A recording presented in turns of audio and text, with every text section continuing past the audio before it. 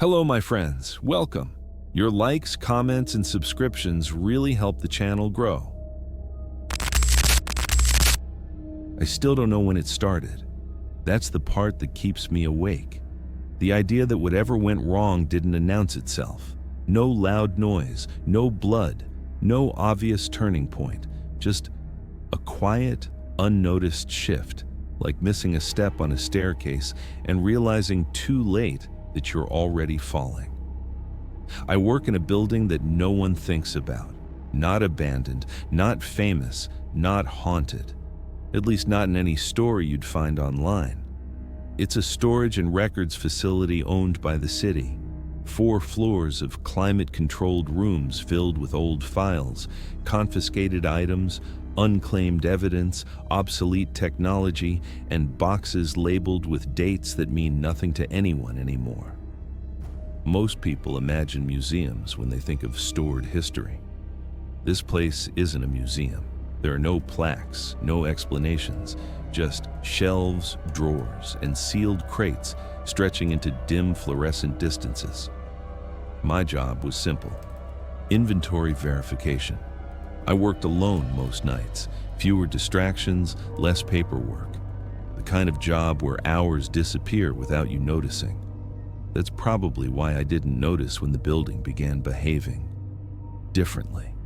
The first thing that went wrong was time. I would check my watch, 2:10 a.m., then continue counting boxes, verifying serial numbers, scribbling notes. When I looked again, it would be 2:11 a.m. 1 minute passed. I'd swear I'd been working for half an hour. At first, I blamed myself. Fatigue, caffeine. The building was quiet enough to make your thoughts echo. But then it kept happening. Entire tasks completed in what should have taken seconds. I started writing timestamps in my notebook. They didn't make sense.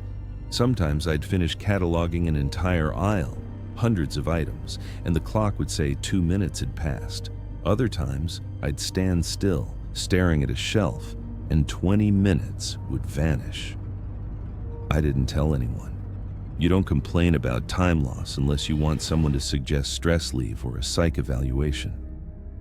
The second thing that went wrong was the labeling. Items began appearing where they didn't belong. A crate marked "Typewriters Decommissioned" held glass jars filled with teeth. A drawer labeled "Audio Equipment" contained cassette tapes with handwritten names I recognized. My co-workers' names. My own. I assumed someone had misfiled them, but the more I checked, the worse it got. Dates were wrong. Handwriting changed mid-label. Some boxes had labels peeling back to reveal older labels beneath.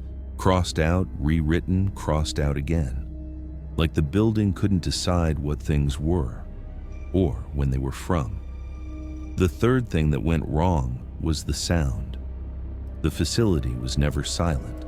There was always the hum of ventilation, the faint click of temperature regulators. But one night, while I was on the 3rd floor, everything stopped. No hum, no air, no distant traffic. It felt like my ears had been stuffed with cotton. Then, very softly, I heard movement. Footsteps, below me, slow, careful. As if whoever was walking didn't want to be heard, I froze, listening. The footsteps stopped directly beneath my position. I could hear breathing now, shallow, uneven, too close to be imagined. I called out, "Hello?" My voice sounded wrong in the quiet, flat, as if the room absorbed it. The breathing stopped. After a long moment, the ventilation kicked back on. The sound returned. The feeling of pressure lifted. When I checked the security logs later, there was no record of anyone else in the building. The fourth thing that went wrong was the mirrors. There were only a few reflective surfaces in the building. Old glass display cases stored in the back, mirrors confiscated during investigations. I avoided them after the first incident. I was walking past a standing mirror wrapped in plastic when I caught my reflection and stopped. I was smiling. I hadn't felt my face move. The smile was too wide, too practiced, like something imitating the idea of happiness. When I blinked, my reflection didn't. It tilted its head slightly, studying me, before slowly relaxing its mouth back into a neutral expression seconds after I did. I didn't look at reflective surfaces after that. I should have reported all of it. But here's the truth. The building made it feel unnecessary. Each night, the sense of urgency faded.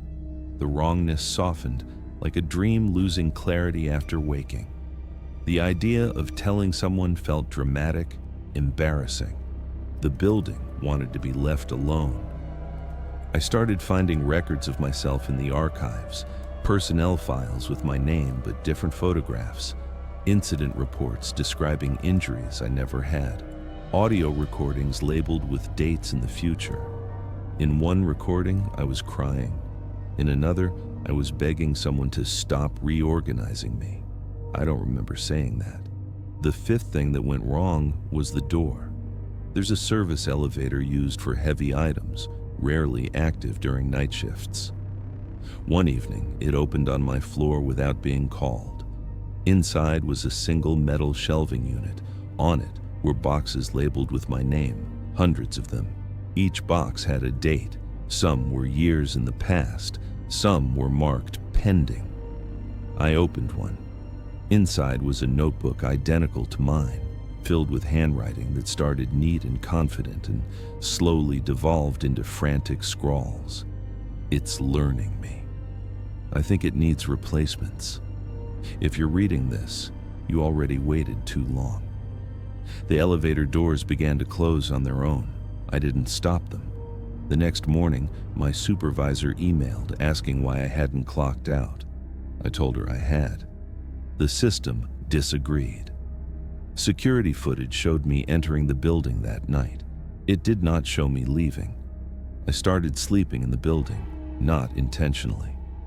I would sit down to rest my eyes and wake up hours later, still inside, the lights dimmed, the shelves subtly rearranged. The building was patient. It didn't trap me, it integrated me. I realized the truth while inventorying a new section that hadn't existed before. The shelves were filled with people, not bodies, records, lives reduced to labeled containers, habits, voices, expressions, memories, each person cataloged, sorted, preserved. Some boxes were marked active, some were marked archived, some were marked returned. I found my name under active. That's when I understood. This place didn't store history. It corrected it. Anything inconsistent, anything out of place, anyone who noticed too much. Something went wrong, not with the building, but with me. I saw patterns I shouldn't have, asked questions the system couldn't erase fast enough, so it did what it always does. It kept me. Last night I found a new employee file, different name, same handwriting, same smile in the photograph. They start next week. I've already prepared their shelf. I don't feel afraid anymore. That's how I know it's almost finished. If you ever work late in a place no one visits, if time slips quietly through your fingers, if you feel watched by shelves that seem to recognize you, leave. Don't inventory anything with your name on it, and whatever you do, don't let the building decide where you belong. The first thing I noticed was the taste. Metallic, bitter, like I'd been sucking on a coin in my sleep. I woke up face down on my kitchen floor, cheek pressed against cold tile, heart pounding hard enough to shake my ribs. The lights were on. The clock above the stove read 6:17 a.m. I was supposed to be at work already. I pushed myself up and immediately felt wrong. Not dizzy, not hurt, just misaligned. Like my body was assembled from memory instead of instruction. I checked my phone. 37 missed calls, all from my own number. I stared at the screen until it dimmed. I don't remember dialing myself. I don't remember waking up earlier. I don't remember anything between going to bed and waking on the floor. I told myself it was stress, sleepwalking, a panic episode I'd somehow forgotten. People lose time all the time. That's what I told myself. The mirror told me something else. There was a faint red mark around my neck, like a fingerprint that had almost faded. Not bruised, just impressed into the skin, as if someone had held me there and then let go. I touched it. My reflection flinched a half-second late. It turned away from the mirror and didn't look back. By the time I reached work, the feeling hadn't gone away. I work at a call center, overnight technical support for systems most people don't understand and don't care about. The kind of job where callers sound half asleep, confused, angry, or afraid, even when nothing is actually wrong. Except that morning, something was. My access badge didn't scan. The security guard frowned. "You okay, man? You already clocked in." "I just got here," I said. He turned the monitor so I could see. Video footage showed me entering the building at 3:02 a.m., nodding at him, walking past the desk. I watched myself move with stiff, purposeful steps, head slightly tilted, mouth set in a thin, unpleasant line I didn't recognize. "That's not me," I said automatically. The guard raised an eyebrow. "Looks like you." "It isn't," he shrugged. "You probably don't remember. Happens." He let me through. Everyone kept saying that. Happens. At my station, my headset was warm, like someone had just taken it off. My screen was already logged in. A call was active, muted. I unmuted it. "Please," a woman was whispering. "Please stop calling me." I swallowed. "Ma'am?" There was a pause, then a shaky breath. "You're back," she said. "I asked you to stop." "I think there's been a mistake," I said. "I haven't—" "You said that last time," she interrupted. "You always say that." My heart started to race. "What did I say to you?" She laughed softly, but there was hysteria in it. "You told me you needed to hear how scared I sounded. You said it helped you remember." The call disconnected. My supervisor messaged me instantly. "Do not do that again. Final warning." I tried to pull up the call logs. They went back months. All from me, all to different people, all marked with notes I didn't remember writing. Caller shows resistance at first. Voice changes when cornered. Fear response consistent. I ripped the headset off and went to the bathroom to throw up. Nothing came out, not even bile, just dry heaving and that metallic taste, stronger now, coating my tongue. I gripped the sink and finally looked in the mirror. My eyes looked older, not physically, something deeper, as if they'd seen things my mind hadn't been allowed to keep. Something went wrong, and it wasn't just last night. I didn't go home after work. I followed myself. I waited across the street from my apartment building, watching the entrance, phone clenched tight in my hand. Hours passed. The sky darkened. Streetlights flickered on. At 11:43 p.m., I arrived. Not I, me. I watched myself unlock the door and step inside. I stayed where I was, heart pounding, every instinct screaming at me to run, to scream, to call the police. Instead, I crossed the street. My hands were shaking as I used my spare key. The apartment was dark, empty. My bed was neatly made, shoes lined up by the door. No sign anyone had been there. Then I heard breathing from the bedroom closet. Slow, controlled, practiced. "I know you're there," I said, voice cracking. The breathing stopped. Then the closet door creaked open, and I stepped out.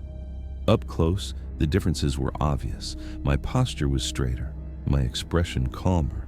My eyes, God, my eyes looked satisfied. "You're early," he said, my voice but steadier. "That's new." "What are you?" I whispered. He smiled gently. "I'm you. The part that kept going when something went wrong." He sat on the edge of the bed like he belonged there, like I didn't. You started breaking down, he continued. Panic, dissociation, gaps, so I stepped in. You hurt people. I listened to them, he corrected. Fear's honest. Fear tells the truth. I backed toward the door. You don't get to do this. I already did. He stood, moving closer. I realized then that he didn't cast a shadow in the room. Not fully. It wavered, like heat haze. You don't remember the accident, he said. The one that started this. I remember everything. I shook my head. There was no accident. He tilted his head. You should really stop lying to yourself.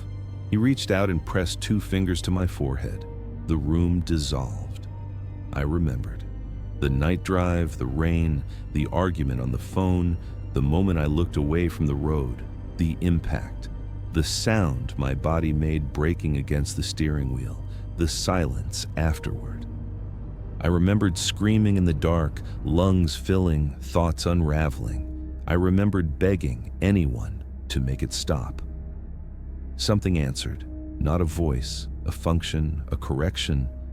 I woke up in the hospital with no injuries they could explain, no trauma, no record of how long I'd been unconscious. I told everyone I was fine. I wasn't. Something went wrong that night, and instead of dying, I split. You couldn't handle being afraid all the time, he said as the memory faded. So I carried it. I still do. You terrorize people. I process fear, he replied calmly. I refine it. He stepped closer until our foreheads almost touched. You get to sleep, he whispered. You get to forget. I do the work. No, I said. I won't let you. He smiled sadly. You already did. The lights flickered. That metallic taste flooded my mouth. My limbs went heavy. You can rest now, he said softly. The last thing I saw was him lying down in my bed, closing his eyes. I wake up sometimes, not fully, just enough to watch through the glass. I see him living my life better than I ever did. Confident, calm, purposeful. When people answer his calls, I feel their fear like static in my chest. I scream. No sound comes out. Something went wrong, and this time, I didn't survive it. If you ever feel like part of you is missing, if you find proof of yourself doing things you'd never do, if fear feels quieter than it should, don't be grateful, because it didn't disappear. It just found someone else to hold it, and it doesn't plan on giving you back. The warning sign was printed in 3 languages and bolted to the fence with rusted screws. Do not ring the bell twice. That alone should have been enough to make me leave. But the place was empty. The road behind me had already vanished into fog, and my phone had lost signal 20 minutes earlier. I told myself the sign was old, superstitious, the kind of thing people put up to scare kids or deter vandals. I was wrong. I found the house just after sunset, an isolated rental at the edge of a dying town, booked cheap because no one else wanted it. I needed somewhere quiet, somewhere far from people, somewhere I could stay a few weeks and get my head straight after everything that had happened. The bell was mounted beside the door, old brass, dull with age. Beneath it, scratched into the wood, were dozens of shallow marks, lines, circles, numbers, like someone had been counting something over a very long time. I rang it once. The sound was deeper than expected. Not a cheerful chime, more like a dull, resonant thud that I felt in my chest. No answer. I waited, knocked, still nothing. I rang it again. The sound cut off halfway through, strangled, like the bell itself had been silenced. The door opened immediately. An old man stood there, pale and thin, eyes too bright. He stared at me for a long moment without speaking. You rang it twice, he finally said. I didn't see anyone, I began. Come inside, he interrupted, before it hears you. I should have left. Instead, I stepped inside. Something went wrong the moment the door closed behind me. The house smelled wrong. Not rotten, not moldy, just stale. Like air that had been breathed too many times and forgotten how to move. The old man introduced himself as Elias. He didn't offer his last name. Didn't ask for mine. "You can stay," he said, "but there are rules." I laughed nervously. "This is a rental." "No," he replied flatly. "This is a warning." He handed me a folded piece of paper. The edges were worn soft as if it had been unfolded and refolded countless times. Rules for staying alive. Do not ring the bell again. Do not answer the door after dark. If you hear footsteps above you, stay still. If you hear your name spoken, it is not for you. If the house rearranges itself, do not correct it. I read the list twice. "This is a joke," I said. Elias didn't smile. "People who laugh don't last long here." "What is here?" I asked. He hesitated. "A mistake." Then he went upstairs and locked himself in a room. I stood alone in the living room, listening to the house settle. The walls creaked softly, but not like old houses usually do. These sounds felt deliberate, measured, as if something was counting time. That night, I slept on the couch. I didn't dream. I didn't wake up once. That should have been comforting. Instead, it terrified me. Morning light streamed through the windows at an angle that didn't make sense. When I checked my phone, it read 9:14 a.m. The battery was dead. I went to the kitchen. The layout was different, not drastically, just enough to notice. The table was closer to the wall. The sink had moved to the opposite side. A doorway I hadn't seen before led into a narrow hallway that felt unfinished, raw. I remembered Rule 5. I didn't touch anything. Elias was sitting at the table, carving small notches into a block of wood. "What are those?" I asked. "Days," he said. "How many?" He looked up at me. "Mine or yours?" A chill ran through me. "People stay here before?" I asked. All of them rang the bell twice. My stomach tightened. "And they're not here anymore."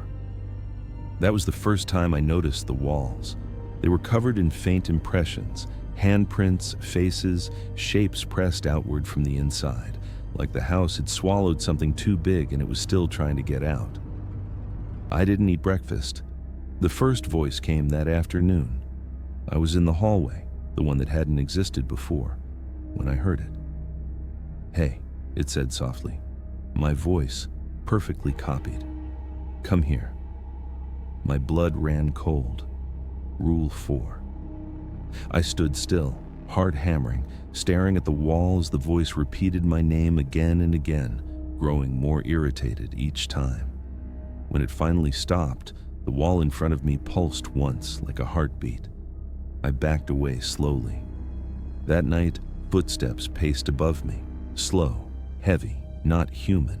I didn't move. I didn't breathe. Something scratched at the ceiling directly above my face. Then it stopped. On the third day, Elias disappeared. His room was empty, his bed neatly made, the block of wood gone, except for one final notch carved into the table. I was alone now. The house grew bolder. Rooms shifted when I wasn't looking. Doors appeared where walls had been. The windows showed landscapes that didn't match the outside. Endless fields, dark oceans, red skies, and always the bell. I could hear it sometimes, even though no one rang it. A muffled, distant ringing from inside the walls, like something was trying to get out. I found the basement on day 5. I hadn't seen stairs before, but they were there now, leading down into darkness. I don't know why I went. Curiosity, fear, or maybe the house wanted me to. The basement was huge, far larger than the house above. Rows of doors lined the walls. Each door had a name carved into it. Some names were scratched out, some were deeply gouged. I found mine, fresh. My knees buckled. Behind the door, something moved. I heard breathing, my breathing. "I didn't mean to," it whispered. I stumbled back, bile rising in my throat. Something went wrong. Not here. Before this. I remembered then, the car accident I'd never talked about, the night I survived when I shouldn't have. The moment I stood beside the wreckage and felt something else stand up with me. I had rung the bell twice, once when I arrived, once when I cheated death. The house wasn't punishing me, it was correcting an error. The doorbell rang upstairs. I screamed, "Rule 2, do not answer the door after dark." The ringing continued, slow, insistent. I climbed the stairs, hands shaking, heart breaking my ribs. The front door loomed ahead, shadows writhing beneath it. "Please," a voice sobbed, Elias's voice. "I don't want to be here anymore." The bell rang again. The house shuddered. The walls flexed inward. I understood then. Someone had to stay. Someone had to warn the next mistake. I opened the door. Nothing stood there. The ringing stopped. The house exhaled. I've been here a long time now. I carved notches into wood. I memorized the rules. When travelers arrive, I tell them not to ring the bell twice. Some listen. Most don't. The house is patient. It always gets what it's owed. And one day soon, when someone new steps inside, I'll finally be allowed to leave. Because something will have gone wrong again. I didn't realize I was dead until the rain started falling upward. At first, I thought I was hallucinating. Shock can do strange things to the brain, especially after exhaustion, hunger, and too many nights without proper sleep. That's what I told myself while standing on the shoulder of the highway, watching raindrops lift from the asphalt and drift back into the clouds like reverse tears. Something went wrong. Not catastrophically. Not all at once. Just incorrectly. The last thing I remembered clearly was driving. No destination in mind, just motion. The radio playing static-heavy music that kept looping the same line over and over. Stay awake, stay awake, stay. Then, nothing. Now I stood beside my car, unharmed, engine still ticking with heat, headlights slicing through the dark rainstorm that refused to behave. I checked myself for injuries. None. My clothes were dry despite the storm. My phone had no signal, no bars, no service, just a blank icon like it didn't know what signal was supposed to be. The road stretched endlessly in both directions. No exits, no signs, no stars. I got back in the car and drove. The road never changed. No curves, no intersections, no landmarks, just asphalt, rain, and darkness. The radio refused to turn off. Every station played the same thing, voices overlapping, whispering in tones that crawled under my skin. After what felt like hours, I saw headlights approaching. Relief hit me so hard my hands shook. As the other vehicle drew closer, my relief faded. It was my car. Same dents, same cracked headlight, same license plate. It passed me going the opposite direction.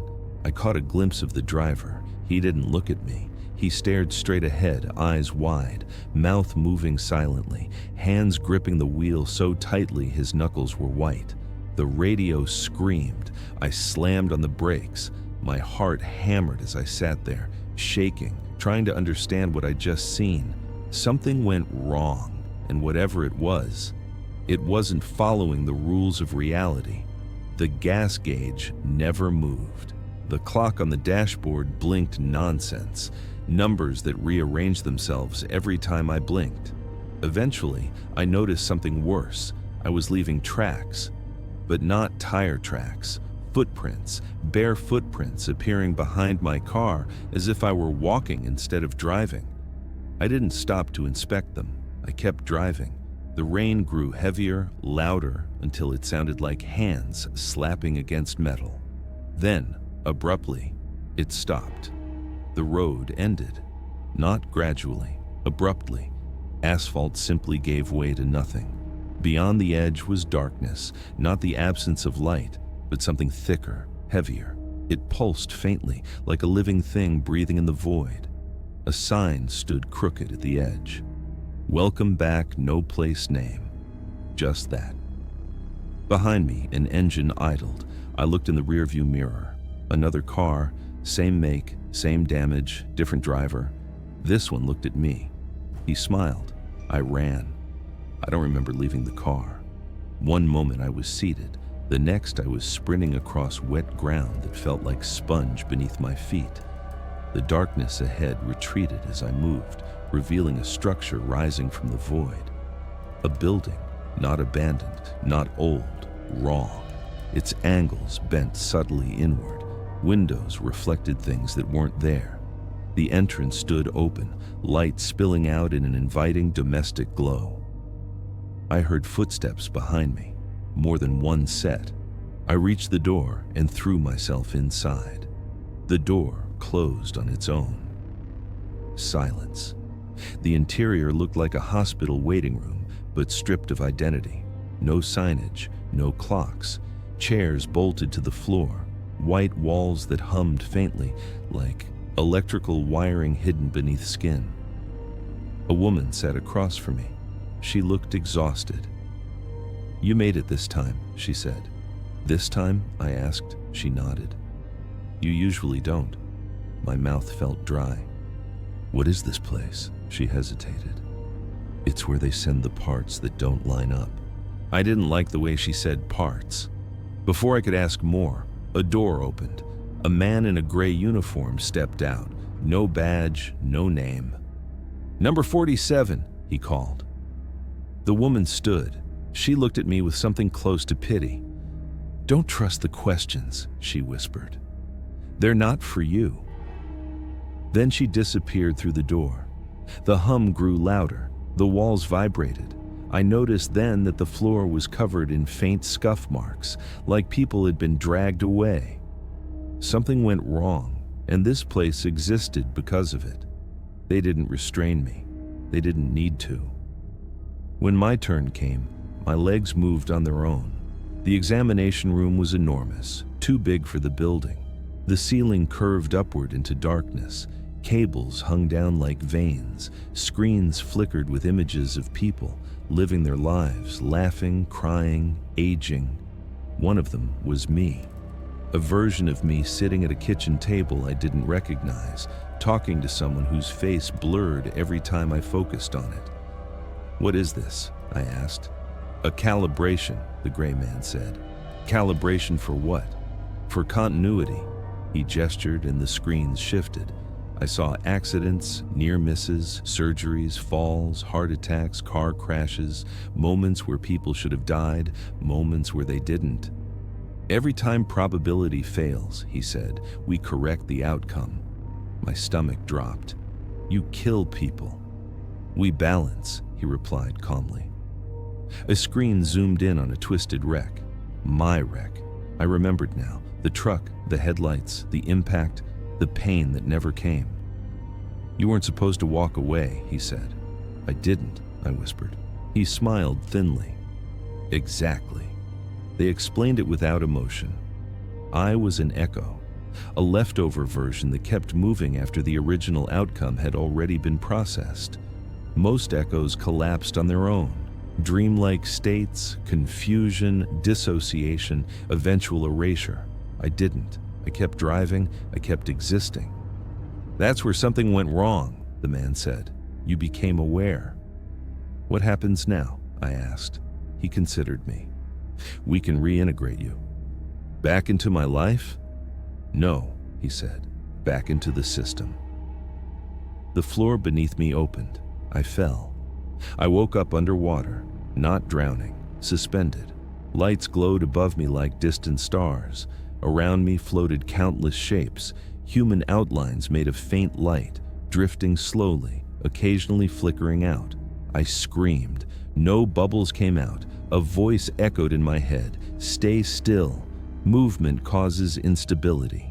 I felt hands, not physical, but conceptual, pulling at me, stretching me thin, peeling memories away layer by layer. Names vanished, faces blurred, emotions dulled. I fought. I don't know how long it lasted. Long enough for them to notice. Anomaly detected. Pressure increased. Pain, real pain, flared for the first time since the crash. Echo, resisting dissolution. Something inside me snapped. I remembered everything at once. The life I was supposed to lose. The moments I cheated. The people who mourned a version of me they never buried. I screamed again, and this time, something answered back. The water exploded outward, lights shattered. The shapes around me screamed as they dissolved. I fell, hard. I woke up in the rain, normal rain. Falling down, my body ached, my lungs burned. The road was gone, the building gone, the void gone. I lay on wet grass beside a wrecked car. My car, crumpled, smashed, wrapped around a guardrail. Sirens wailed in the distance. Hands grabbed me. Voices shouted. Someone said, "He's alive." Someone else said, "Impossible." I laughed, then cried, then passed out. They said I'd been unconscious for 3 minutes. 3 minutes of clinical death. They said it was a miracle. They said I was lucky. They said nothing about echoes or calibration or places that shouldn't exist. I went home. Life resumed, mostly. Sometimes, though, things flicker. Reflections hesitate. Raindrops pause midair. And late at night, when everything is quiet, I hear a distant hum, like a system recalculating. I don't think I was meant to come back. I think something went wrong, and one day soon, they're going to come fix it. I was hired to record silence. That was the exact wording in the email. Not measure silence, not study it, record it. The sender was a private research firm I'd never heard of. The pay was absurd. 3 weeks' salary for a single overnight session, no interviews, no contracts, just a location, a time, and one instruction. Bring equipment capable of capturing frequencies below human hearing. I should have ignored it, but at the time, I needed the money. More than that, I needed the distraction. When your life collapses quietly, no explosion, no drama, you start saying yes to strange things just to feel like something is happening again. The location was an underground reservoir that had been decommissioned decades ago. Not abandoned, sealed, forgotten. I arrived just before midnight. The entrance hatch was already open. That's when I realized something had already gone wrong. The ladder descended farther than it should have. I counted the rungs on the way down. I always do. It's a habit from old field work. Keeps the mind grounded. 1, 2, 3. By the time I reached 50, my arms were burning. By 70, my sense of time felt distorted, like the air itself was thick. I stopped counting at 100. The ladder didn't end. I don't remember deciding to continue. I only remember the moment my feet finally touched solid ground and the ladder was no longer behind me. The hatch was gone. Above me was a smooth concrete ceiling. No opening, no ladder, just silence. True silence. Not the absence of sound, the pressure of it. I swallowed. The sound of it was obscene. I set my equipment down with shaking hands. Professional reflex kicked in. If I was stuck, at least I'd do the job. Panic wastes oxygen. The reservoir was enormous, a cathedral of concrete arches disappearing into darkness. The air smelled mineral heavy, like wet stone and rust. I powered on the recorder. The waveform appeared instantly, spiking violently. I stared at the screen. "There's no sound," I whispered. The recorder disagreed. Something was screaming below the range of human hearing. The first hour passed without incident. I sat on my pack, eyes adjusting to the darkness, watching the waveform pulse like a heartbeat. Every few minutes, the spikes grew taller, then settled again, like something breathing. I checked my watch. It wasn't moving. The second hour was when the walls began to feel closer, not physically, spatially, like distance itself was folding inward. The arches didn't change shape, but my brain struggled to measure them. I stood and walked toward one of the pillars. It took longer than it should have. When I touched the concrete, it felt warm. I pulled my hand back instantly. Concrete shouldn't be warm. I shined my flashlight at the spot. There were marks, finger-shaped depressions from the inside. I backed away slowly. That's when I heard the first sound, a click, not mechanical, organic, like a tongue pressing against teeth. I froze. The sound came again, closer this time. Then a whisper. Not words, an attempt at words. Something went wrong in my head then. My thoughts fragmented, logic slipped, my body reacted before my mind could. "Hello?" I called. The whisper stopped. The recorder's waveform exploded. The spikes shot off the screen, distorting the display. I shut it off. The silence rushed back in so fast it made my ears ache. And then, footsteps. They didn't echo. That was the worst part. They were dull, wet sounds like skin contacting stone. I turned slowly, flashlight trembling in my grip. The beam landed on a shape standing between two pillars. It was tall, too tall. Its body bent at angles that suggested joints without bones. Its surface wasn't skin. It was textured like the inside of a throat, pink, veined, wet. It didn't have a face. It had an opening, a vertical slit where a face should be, gently pulsing open and closed. The sound it made wasn't vocal. It was breathing me. Each inhale dragged the air toward it. Each exhale pushed pressure against my chest. I couldn't move. My body locked, overridden by something ancient and absolute. The opening widened, and inside it, I saw myself. Not a reflection, a recording. Me climbing down the ladder, me counting rungs, me reaching the bottom. It was replaying me, studying me. Something went wrong with the silence. It wasn't empty, it was hungry. I ran. The reservoir distorted as I moved. Pillars shifted positions when I wasn't looking directly at them. The floor sloped in ways that broke geometry. I tripped. The flashlight skidded across the ground, spinning wildly. In that rotating beam, I saw more of them, dozens, pressed into the walls, half-formed, some only arms, some torsos, some faces frozen in mid-expression, screaming, pleading, laughing, all absorbed into the concrete like fossils that hadn't finished dying. I scrambled to my feet and ran toward where I thought the ladder should be. There was nothing there, just smooth wall. Behind me, the breathing grew faster, excited. I screamed. The sound felt wrong, leaving my mouth, thin, distorted, like it had been filtered. The walls reacted. They flexed inward. The entire structure listened. That's when I understood. This place wasn't abandoned. It was insulated to keep the silence contained. I fell into a chamber I hadn't seen before, a perfect circle. In the center stood a console, old analog, covered in dust. A sign bolted above it read, "Acoustic containment failure." Log: the last entry was dated 3 weeks ago. Containment compromised. Silence exceeding threshold. Auditory entity developing structure. Recommend evacuation. Evacuation. I laughed hysterically. The console had a microphone, a big red button beside it. Emergency output. I understood instantly. Silence wasn't the absence of sound. It was a buildup, pressure, like holding breath for too long. This thing, they, were formed from accumulated silence, compressed until it became something else, a predator. The button would release it into the world. The footsteps entered the chamber. The walls began to peel. The entities crawled free, tearing themselves from the concrete with wet, tearing sounds. They were converging. I had seconds.